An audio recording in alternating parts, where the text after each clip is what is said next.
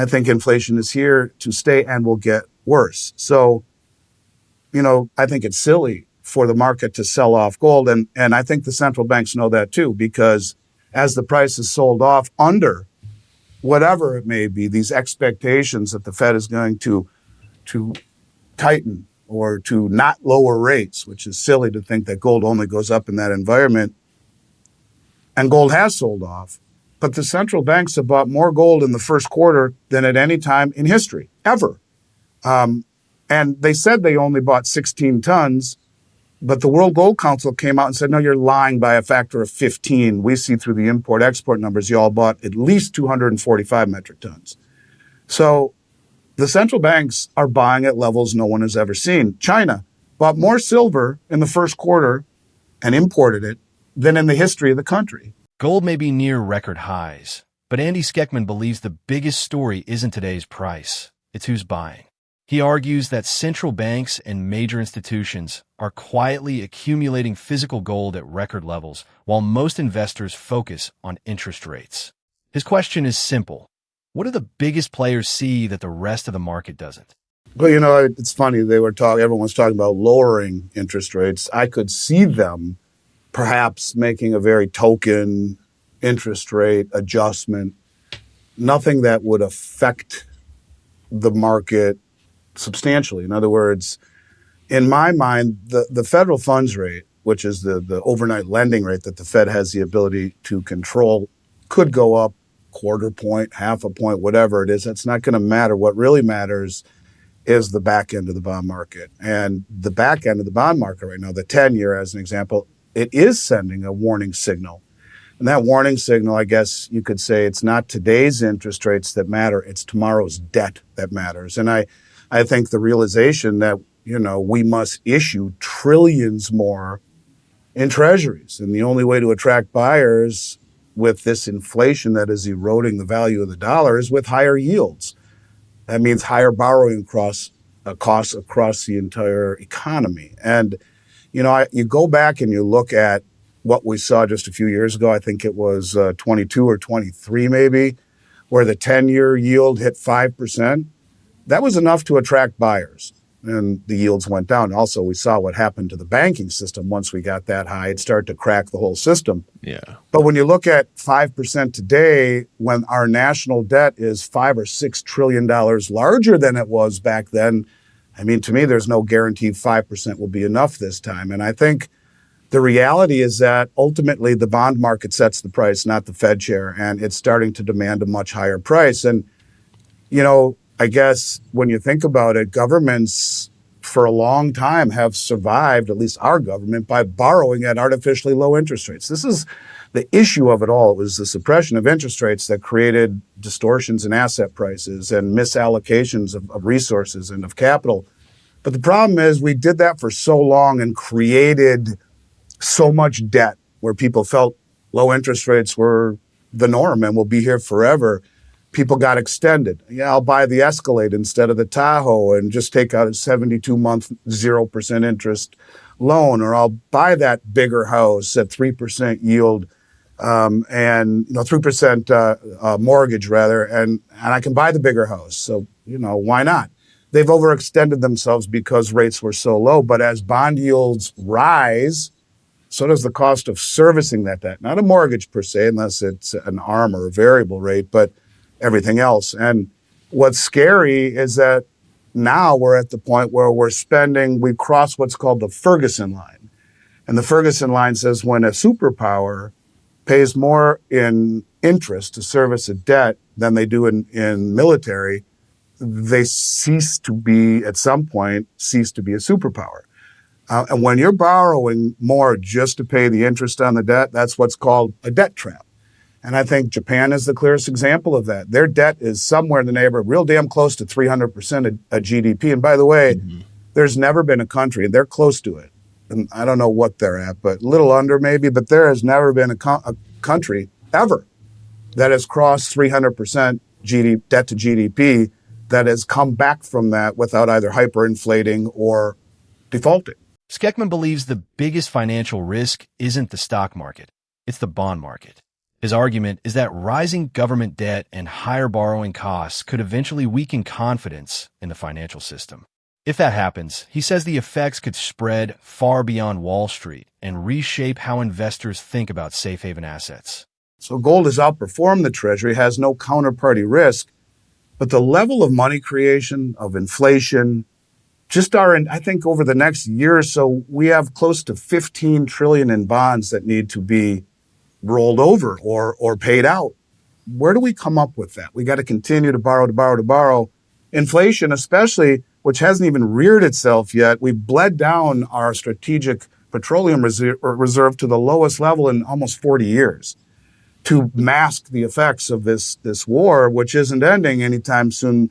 I think the second half of the year we'll see increased price inflation as oil touches everything, either through production and or distribution or both. I think inflation is here to stay and will get worse. So, I think it's silly for the market to sell off gold. And I think the central banks know that too, because as the price is sold off under whatever it may be, these expectations that the Fed is going to tighten or to not lower rates, which is silly to think that gold only goes up in that environment. And gold has sold off. But the central banks have bought more gold in the first quarter than at any time in history, ever. And they said they only bought 16 tons, but the World Gold Council came out and said, no, you're lying by a factor of 15. We see through the import-export numbers, you all bought at least 245 metric tons. So the central banks are buying at levels no one has ever seen. China bought more silver in the first quarter and imported it than in the history of the country. February, here in the United States, someone stood for delivery for $20 billion worth of gold. In June, $14 billion in gold here on COMEX. Now, not all of it leaves. A lot of it stays within the COMEX ecosystem. And I have feelings on that too, but the point is that never happened. No one stood for delivery my whole career, less than 1%. Why are these, whoever they are, commercial bankers and whoever is using them by proxy, demanding delivery of numbered bars rather than cash settling the way they always did or rolling over the contract? And why are the central banks buying more at any time ever as the narrative of, well, the Fed's going to be hawkish and rates are going to have to, stay elevated so the price sells off? Why are the most well-informed traders in the world buying the one thing they can't print with the dollars or the money that they print? It should tell you exactly where the puck is going. These people don't screw around. Whoever is standing for delivery for billions every single month for the last 19 months on COMEX, they know the information. They don't screw around. And the central banks, well, they're buying it hand over fist. And so no, I think it's misdirection more than anything. And then you look at January, this coming January, when I'm going to see you up at VRIC. The Genius Act goes into effect. The focus now shifts from debt to behavior. Schectman argues that instead of watching headlines, investors should watch what major institutions are actually doing. He points to record central bank gold purchases and growing physical demand as evidence that some of the world's largest buyers are preparing for long-term change. This is just a guess, okay? What if it were the Exchange Stabilization Fund? Scott Bessent, who understands gold very well, it was his largest holding. He's a self-proclaimed gold bug, his largest holding when he was running the hedge fund. We know silver was reclassified critical. We're seeing wicked amounts of silver delivered as well. Huge amounts, billions every month. What if it was the U.S. government by proxy through these banks to not have their footprint in the snow, so to speak, and saying to them, that's okay, leave it in the eligible account. We'll open an account with you. Leave it in there. Leave it. Doesn't need to leave COMEX. We'll get it slowly over time. They don't care about the risks involved with COMEX. They're the U.S. government. No one's going to steal from them. When you look at Tether accumulating all this gold, they've bought more gold than anyone in the world, including China, for the last 2 years. The only country that's bought more gold than Tether is Poland. And Tether's CEO of their new Genius Act compliant token is Bo Hines. That was Trump's CryptoCzar through last August. And Confidant. And Tether was in trouble for a while, weren't they, with the Justice Department? Where'd that go? What if they said, and we want you, Tether, with all the interest that is not transferable to buy gold hand over fist. We don't want to be seen in this market. You're going to buy it hand over fist. And they have. They've bought more gold than anyone in the world, with the exception of the Central Bank of Poland over the last 2 years. They own more gold than anyone in the world but central banks. What if they said, we're going to slowly buy it from you? You'll make more money than you ever have to worry about. But the continual purchasing of gold, if they did this with all of the interest that is not transferable and money moves from January forward, will be backed by short-term treasuries, can't transfer the interest. What if their mandate is to buy gold hand over fist? Push gold way up here. Instead of revaluing it through the Treasury and the Fed and the President decree, let this proxy entity, who will be the primary beneficiary of the new Genius Act through their stablecoin issuance of Treasury-backed stablecoins, it would devalue the dollar massively. Rising gold is what devalues the dollar because it is the only neutral reserve asset.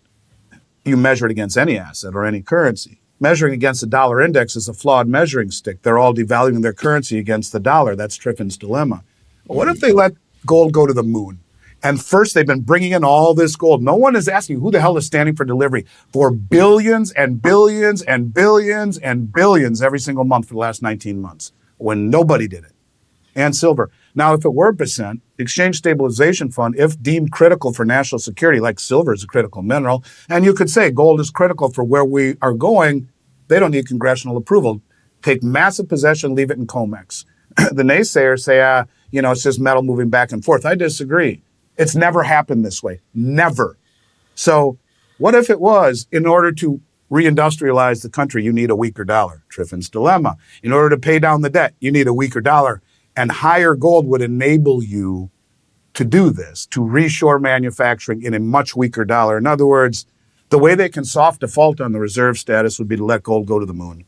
And part of me feels like that is what they are going to do. Now, that's supposition. What is real is the fact that we are now seeing same-day settlement exchanges in the global south, same-day settlement in Singapore, same-day settlement in Dubai, same-day settlement in Hong Kong. The difference between the three is Hong Kong will be same-day settlement in yuan.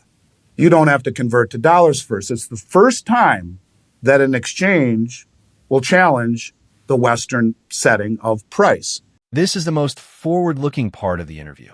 Schectman shares his own theory about how changes in global payments and gold markets could reshape the financial system over time. While these ideas are his interpretation rather than established fact, he believes the underlying shift has already begun.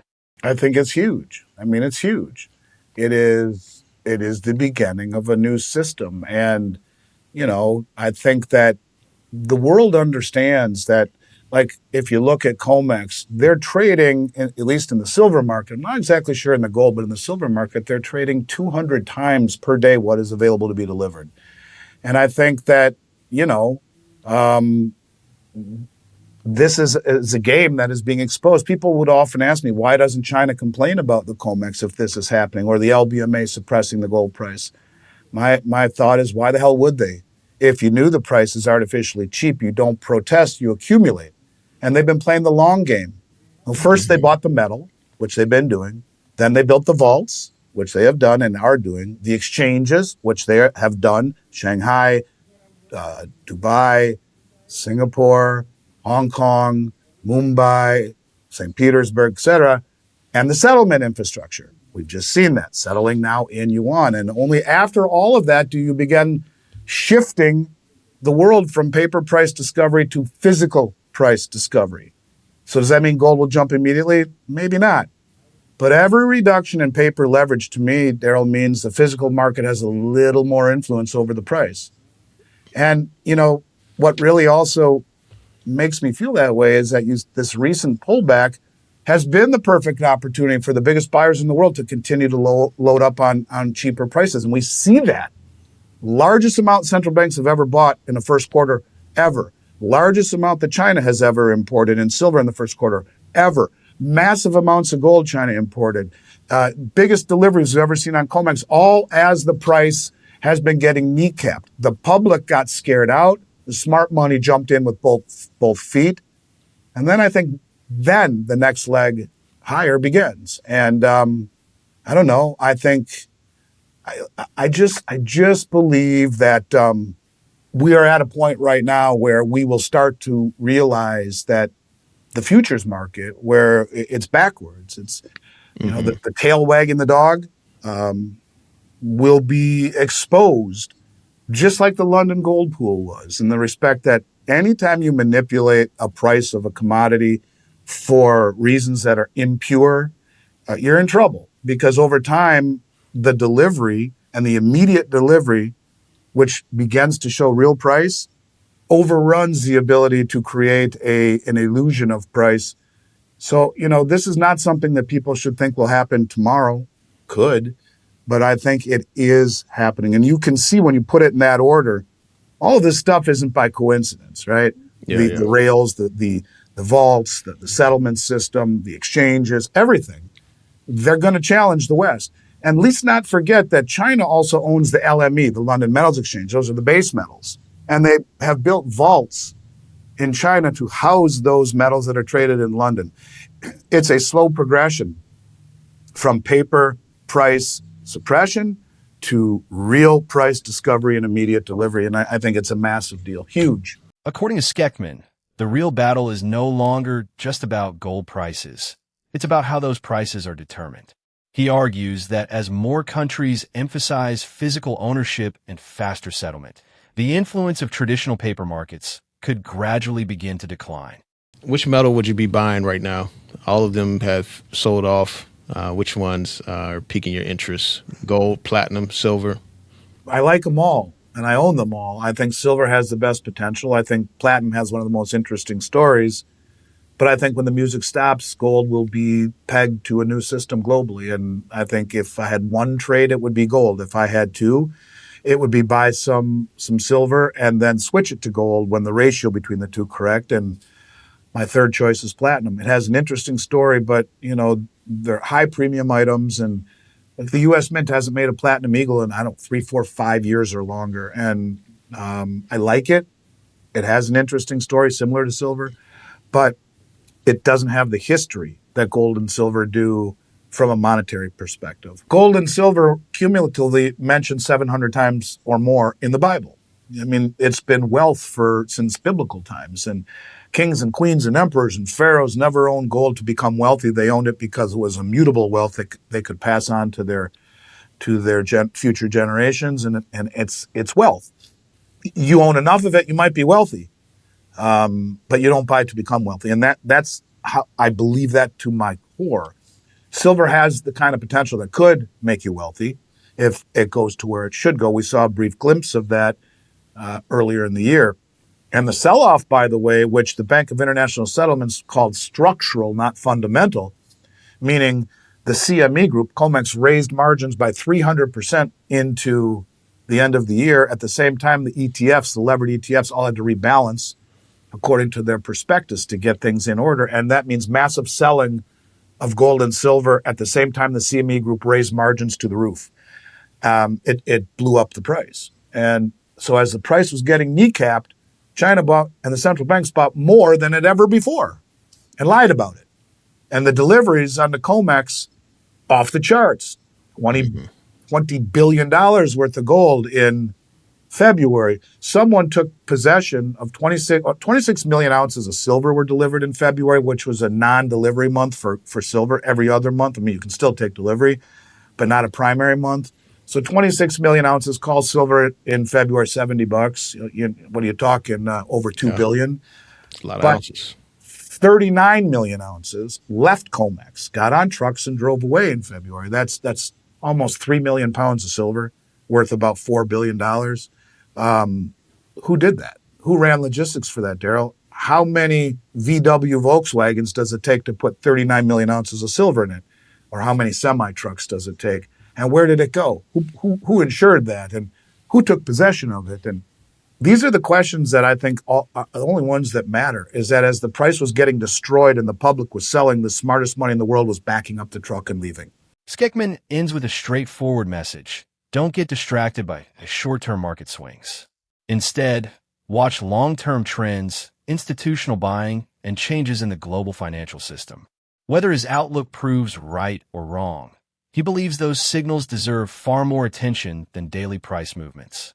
I just happen to think that we are sitting at a crossroads right now where everything is going to change, but don't expect it to happen immediately. Just keep looking at this progression of events and the footprints that are leading to a new system where gold and silver have far greater importance than they ever have. Throughout this interview, Andy Schectman argues that the real story isn't simply where gold trades today, but how the global financial system may be changing beneath the surface.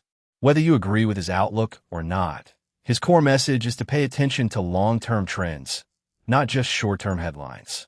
If you enjoyed this documentary, don't forget to like, subscribe, and we'll see you in the next video.